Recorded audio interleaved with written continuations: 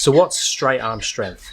This is a very common question, especially when you first start bodyweight strength training. I was first introduced to bent arm strength and straight arm strength by Ido Portal, and before that I think it was made more popular by Christopher Summer, who was an American gymnastics coach. So today I'm going to go through what straight arm strength is and give you some ideas on how you can train it and how you can add it to your weekly training program. So one of the most common training splits when you're doing bodyweight training is handstands, straight arm strength, bent arm strength, and legs. Now, most of you would have done some sort of straight arm strength, maybe without knowing what it was. You often see them used in more traditional training, but it's more of an open chain movement, which means we keep the torso straight and we move the arm. Shoulder raises, that straight arm pulling movement like this that bodybuilders use to strengthen and build their lats. But normally with the bodyweight training, what we do is we keep the arms straight or arms still and we move the torso. And we can split up the straight arm training in different categories. So we can go open and closed chain. So a good example of that was the press handstand and the shoulder raise. We can do static movements like levers and planches. We can do dynamic movements like skin the cats, press to handstand. And we could split again between push and pull movements.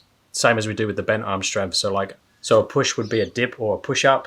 A pull would be a chin or a row. Before we do some straight arm work, we really need to make sure that we can control the scapula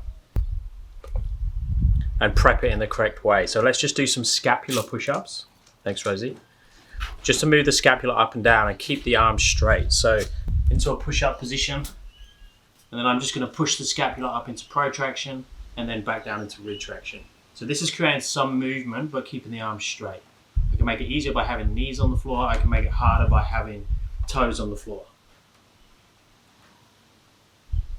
We can do the same when we hang. So we can go from passive position to active position.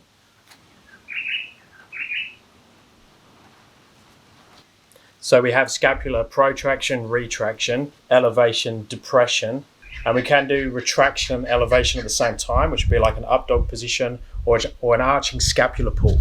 Then we can look at static positions. Now, some of the static positions you would say is more of a balance than a strength movement. So something like a handstand is a straight arm position, but you could argue this is more balance than strength. It's the same as in a support position, but if we add in now an L sit, or do it up on the rings, it suddenly becomes more of a strength component than a balance component. Thank you, Rosie. Now, movements that definitely go towards more strength than balance would be planche variations. So that's the push. So something like a tuck planche is going to be more push, straight arm strength, and definitely more strength than balance. And the reverse of that, the pulling movement, would be the front lever.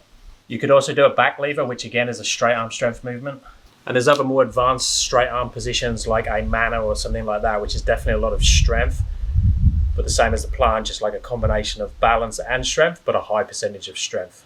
So now let's look at the dynamic options. So we have things like press to handstand makes sense. So we go from 180 degrees of movement at the shoulder.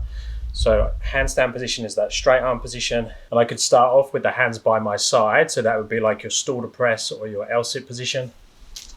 So my arms are level with my torso. Now my arms are above my head. So I've gone through 180 degrees of movement.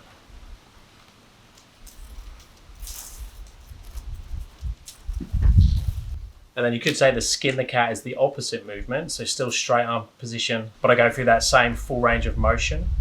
So how would we program that? How would we put it all together? So basically what I would do is I'd have a straight arm day. I'd work a skin the cat variation, a press to handstand variation. Now obviously they're going to have to be specific to your level, a planche type movement, and a front lever type movement. If you're a complete beginner, I'd be working more on the static position, so things like the handstand, the support position, both on the P-bars and on the rings, protraction holds, and arching scap pulls. Now let me know down in the comments if you have any questions related to the straight arm strength or programming in general. There's a lot to take in, and obviously it's very dependent on your strengths, weaknesses, training history, and current condition. Would appreciate the thumbs up and subscribe to the channel, and I'll speak to you next time. Thanks, guys.